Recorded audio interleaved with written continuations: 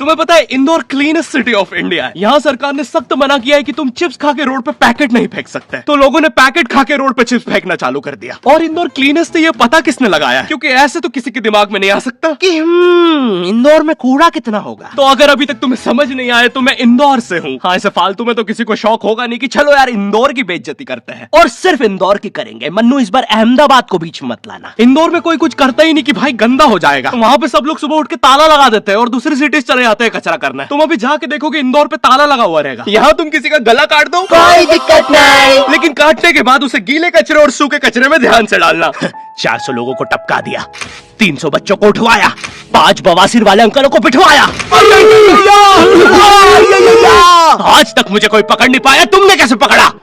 वो आपने ये गीला कचरा सूखे रहने दीजिए, मैं देख लूंगा। तो मैं इंदौर के एक पास वाले गांव खिड़किया में रहता। अरे गांव में हर जगह बेटी पढ़ाओ बेटी बचाओ लिखा है, जो कि बेटियों से लिखवाया उनके स्कूल छुड़वा के। इतने अंगूठा छाप लोग पढ़ लिखने के बाद भी पेन से अंगूठा बनाते हैं। हाँ, पेन से फिंगरप्रिंट बनाने की कोशिश करते हैं। हाँ, इनके सामने लड़की भी घोड़ी बनेगी तो उसे भी चराने ले जाएंगे। इतने गवार मेट्रो की पटरी पे हक देते हैं। भाई मेरे गाँव में जब अंग्रेज थे तब गुलामी भी वही करते थे, क्योंकि तुम ये गाँव वालों से कुछ नहीं करवा सकते। यहाँ 3-3 दिन तक बिजली नहीं आती है, लेकिन फिर भी कोई खंबे से चिपक के मरा हूँ। खिड़किया इतना छोटा गाँव है, एक वाईफाई नेटवर्क में पूरा गांव कवर हो जाता है। इनफैक्ट खिड़किया नाम भी उस वाईफाई नेटवर्क का ही था, तो गांव वालों ने सोचा यही रख लेते हैं। तो अभी खुद का चला लॉक गया मेरे गांव का नाम। किसी ने वो वाईफाई हैक कर लिया है। इतना छोटा गांव है, तुम नॉर्मली भी चलोगे तो ऐसा लगेगा कि 80 की स्पीड पे जा रहे हो। चीजें इतनी तेज साइड से निकलती है। भाई यहाँ इंसानों के लिए स्पीड ब्रेकर्स लगे, और भागते समय तो हेलमेट पहनना पड़ता है। मेरे गाँव में लौंडे लड़के बोलते हैं अपनी लोकेशन भेज, फिर उन्हें पता चलता है वो ऑलरेडी लोकेशन पर ही है। यहाँ जितने लोग हैं उससे ज्यादा तो दिल्ली में लड़कियों के मेल बेस्ट फ्रेंड्स होते हैं। इतना खाली गाँव है, लोग अपनी ही गुंजी हुई आवाज से बात कर रहे होते हैं। भाई मेरा गांव मैन वर्सेस वाइल्ड के एक एपिसोड तक में है। दोस्तों, मुझे नहीं पता मैं ये कहां आके फंस चुका हूँ। मुझे तो ये भी नहीं लगता कि मैं यहाँ से जिंदा वापस जा पाऊंगा। यहाँ तो अपना मूत भी चैन से नहीं पीने देते लोग, वो भी आकर छीन लेते हैं। मेरे गांव में जो कोचिंग थी भाई, उसका सर 10th पढ़ा के सन की हो गया था, क्योंकि भाई उसकी जिंदगी 10th की लूप में फंसी हुई है। उसकी 10th खत्म होते ही फिर चालू हो जाती है। बच्चों के मम्मी पापा उन्हें 10th के बाद कंप्यूटर गिफ्ट करते हैं। सर के पास 70 कंप्यूटर हो गए हैं। हाँ, उनके मम्मी पापा आज तक गिफ्ट कर रहे हैं, और वो भी उस जमाने का विंडोज XP। सर बेचारा सारे कंप्यूटर जोड़ के GTA 5 खेलता है। सर इतना 10th क्लास में है, वो कोचिंग के बाद अपनी कोचिंग की लड़कियों के सामने बाइक से स्टंट मार रहा होता है। देख कोमल, राज ने तो सबको पीठ पे गुद्दे मारे हैं, तू कोई नई नहीं है। शबाक, पीठ पे कुत्ते मारने वाला राज।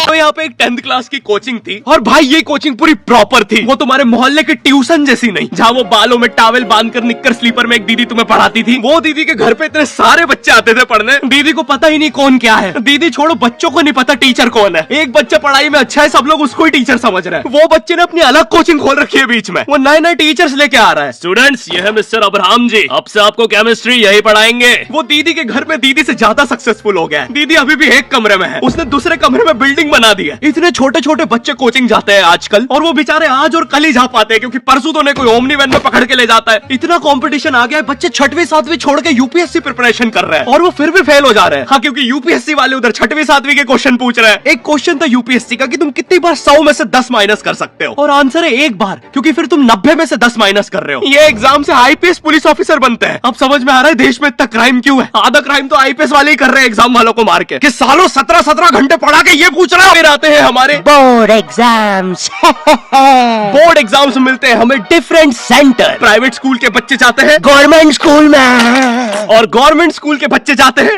प्राइवेट स्कूल में। और भाई बहुत डिफरेंस होता है इन दोनों स्कूल में। प्राइवेट स्कूल के बच्चे बोलते हैं हमारे स्कूल के नीचे कब्रिस्तान है। गवर्नमेंट स्कूल के बच्चे बोलते हैं कब्रिस्तान के नीचे हमारी स्कूल है। और भाई यहाँ की टॉयलेट, ये बस टॉयलेट के लिए यूज नहीं होता है। अरे तुझे श्रेया का नंबर याद है क्या? चल मेरे साथ। कहाँ? अरे बाबा यहाँ तुझे किसी भी लड़की का नंबर मिल जाएगा। श्रेया अग्रवाल, श्रेया बंसल, श्रेया शर्मा, श्रेया राज। अरे मिल गया। अरे लेकिन ये तो बंद है। अरे तो टेंशन की क्या बात है, इधर आइए ना, इधर बाकी नंबर भी है, चेक करिए। श्रेया जियो, श्रेया एयरटेल, श्रेया आइडिया। हेलो श्रेया। हाँ बोल। गवर्नमेंट स्कूल की बेंचेस हमेशा हिलती रहती है। वहाँ के बच्चों की बूंद का बैलेंस ही वही हो चुका है। उनको तुम नॉर्मल बेंच पे बिठाओ, वो उस पर भी हिलता रहता है।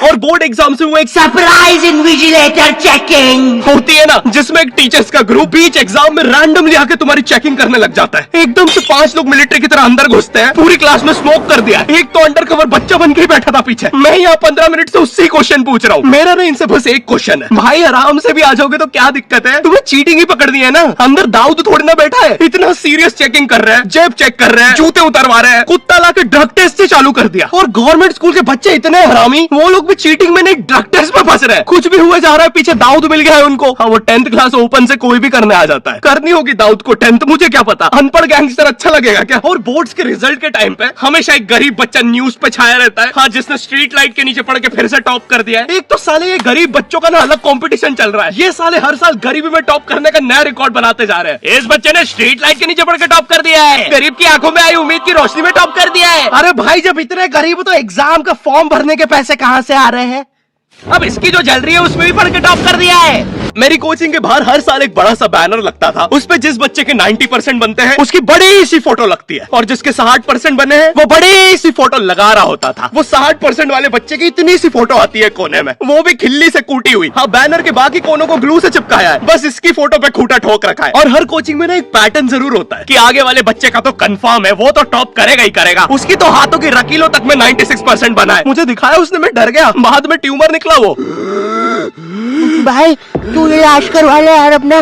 चलता है तू मुझसे। कोचिंग में पीछे एक बच्चा पिट रहा है, उसकी किताब में सर ने ड्राइंग्स देख लिया। वो ड्राइंग्स उसकी थी भी नहीं, वो जिस सीनियर की बुक थी उसने बना रखी थी। ये इसलिए पिट रहा है क्योंकि इसको आज तक लगता था कि गांधी जी घूंघट में हंसती एक औरत है और नेहरू जी ये है नेहरू जी। इस बच्चे के हिसाब से